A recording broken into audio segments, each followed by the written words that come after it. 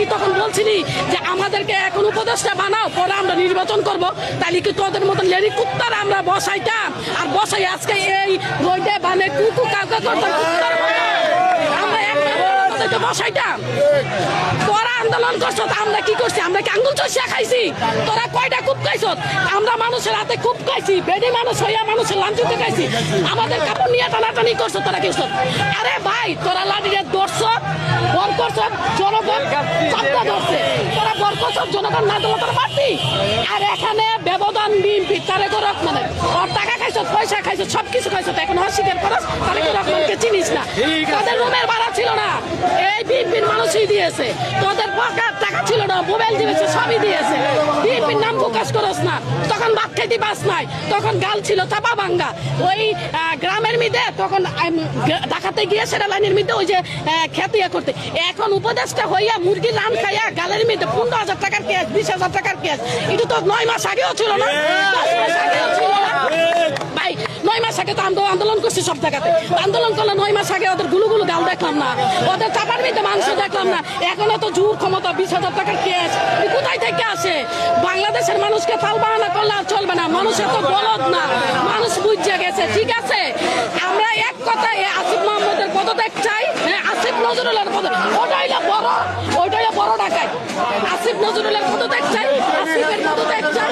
আর endorse দেশ চালাতে পারবে না, ওনাকে দেখা। এখন একটা গভর্নমেন্টের দরকার, একটা নির্বাচনের দরকার, সুস্থ হবে। এখন মানুষ বলবে, মানুষ আমাকে বলবে তেলবাজি না, আমি তেলবাজি না। আমার যত মানুষ ইন্টারভিউ নিয়েছে শুরু থেকে, আমি যখন আন্দোলন করছি আমার সব ইন্টারভিউ দেখো, আমি বলেছি আমার বয়স সেরকম হয় নাই, আমি নির্বাচনের ব্যাপারে কিছু বুঝি না। মানুষের দল সাপোর্ট করতে পারে, দল ভালোবাসতেই পারে। আমি তেলবাজিও মারতাছি না। বিএনপি আমাকে খাওয়াই রাখবে না, জামাত আমাকে খাওয়াই রাখবে না, এনসিপি। আমার যেটা সত্যি, যেই দল অন্যায় করবে সেটাই আমি তুলে ধরবো। বিএনপি হোক, আমল হোক, যেই দল হোক, অন্যায় করবে, অন্যায় কাউকে ছাড় দেওয়া হবে। আমি বিএনপি করবি, বিএনপি লোক দিয়ে গরু চুরি করে লেগে তার জন্য তাকে আমি দোষ দেবো না, সেটা না। যেই দলে আসুক অন্যায় করবে। কিন্তু আরেকটা কথা বলে আমি আপনাকে, যে জামাত এখন বলবে কিছু মানুষ, ও মনে হয় তেলবাজি করতে আসছে না। ভাই, আমি তেলবাজির জন্য না। আমার ধানমন্ডি 32 প্রত্যেকটা ইন্টারভিউতে দেখবেন আমি কি বলেছি আপনাদের, যে এই মানুষকে আর 9 আনা 6 আনা করা যাবে না, তাল বাহানা করতে পারবে না। মানুষ বুঝে গেছে। তোমরা 9 মাসে একটা আমলিককেও তুমি কিছু করতে পারলা না। বলো আমলিককে দেশ ছাড়া করবে, এই করবে, সেই করবে। ভাই, এই 10 মাসে কি বিচার হইলো? আমরা কোনো বিচারে দেখতে পাইলাম না। শুধু আমলিকের জিন্দাবাদ করতে করতে করতে করতে মানে এইভাবে নির্বাচনটা 5-6 দিতেছে, জানি নির্বাচন না হোক। আমরা সুস্থভাবে একটা গভর্নমেন্ট আসুক, একটা নির্বাচন হোক, যেই দল, যে মানুষ যাকে ভালো লাগবে ভোট দেবে, পাস করাবে। একটা গভর্নমেন্টের প্রয়োজন। গভর্নমেন্ট ছাড়া একটা দেশ চলতে পারে না। সেটা চিন্তা থাকতো তো এত অন্যায় অবিচার হয়নি। এখন প্রত্যেকটা ঘরে ঘরে সমাজে হাতে ঘাটে মাটি সবখানে এত অন্যায় চাই। আমরা এই স্বৈরাচারের হাত থেকে বাঁচতে চাই। প্লিজ দেশবাসী, যে যেখানে আছেন, আপনাদের হাত কাছে আমি হাত জোর করে বলছি। ফকির, সে একজন খুবই ভালো লোক। আমরা 5 বোন 2 ভাই, আমার বড় কোনো ভাই নাই। আমার বাবা খুবই একজন ভালো লোক। সে এই দেশের আর কি তার মানুষজন, তার মানুষজনই তার সবকিছু।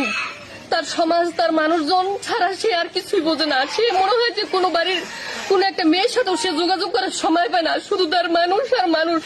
আমরা ছোটবেলা থেকে দেখে আসছি, আমার বাবা সবসময় মানুষ নিয়ে ব্যস্ত থাকতো। আমরা যদি ভাত খাইতে বসতাম, আমাদের ভাতের প্লেট সরাই দিয়া আমার বাবা, আমার মা তার মানুষকে ভাত খাওয়াইতো, তার জনগণকে সে ভাত খাওয়াইতো। কিন্তু আজকে সে এরকম একটা বিপদের সম্মুখীন হয়েছে, তা ভাষায় বলা যায় না। আমরা এই স্বৈরাচার মুক্ত দেশ চাই। আমরা দেশবাসীর কাছে বিচার চাই, আমরা দেশের মানুষের কাছে বিচার চাই, আমরা এলাকাবাসীর কাছে আমরা বিচার চাই। আমার বাবা এত ভালো মানুষ, নিরীহ লোক। এই নাড়ুবা ইউনিয়ন থেকে শুরু করে জাজিরা, সৈরাপুর, এরকম কোনো লোক নাই যে আমার বাবাকে ভালো না বলে। আমার বাবাকে সবাই এক নামে ভালো বলে। সে জানে, দেশবাসী জানে যে সে কতটা ভালো লোক। আমি দেশবাসীর কাছে বিচার চাই। আমার বাবা নিরীহ হয়ে কি আমার বাবা অন্যায় করছে, আমার বাবা ভুল করছে। কেন এত অন্যায়, কেন এত অবিচার? দেশে কি মানুষ থাকতে পারবে না? সাধারণ মানুষ কি দেশে থাকতে পারবে না? সাধারণ মানুষের কি কোনো স্বাধীনতা নেই? তারা কি স্বাধীনভাবে বাঁচতে পারে না? মিথ্যা, অবিচার, ব্যভিচারে দেশ ভরে গেছে। স্বাধীনভাবে বাঁচতে চাই।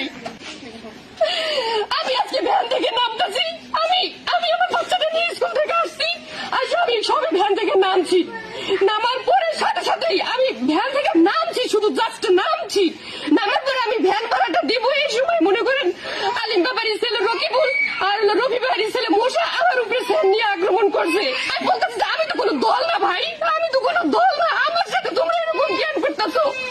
তখন আদালতের মধ্যে ছিল সোবাহান, তখন ওদের ফিরাইছে। আজকে ওই সোবাহান, আজকে ওই রকিবুলের হাত থেকে আর ওই মোশারফের স্যারের হাত থেকে আমার ছোট বাচ্চাটাকে বাঁচাইছে। আমার ছোট বাচ্চাটা আমি স্কুল থেকে নিয়ে কেবল ওইখানে আমি নামছি। আমরা এই স্বৈরাচারের হাত থেকে বাঁচতে চাই। অন্যায় অবিচারে দেশ ভরে গেছে, কেন এত অন্যায় অবিচার? শেখ হাসিনা থাকতে তো এত অন্যায় অবিচার হয় নাই। এখন প্রত্যেকটা ঘরে ঘরে সমাজে হাতে ঘাটে মাঠে সবখানে এত অন্যায়। আমরা এই স্বৈরাচারের হাত থেকে বাঁচতে চাই। প্লিজ দেশবাসী যে যেখানে আছেন, আপনাদের কাছে আমি হাত জোর করে বলছি যে আমরা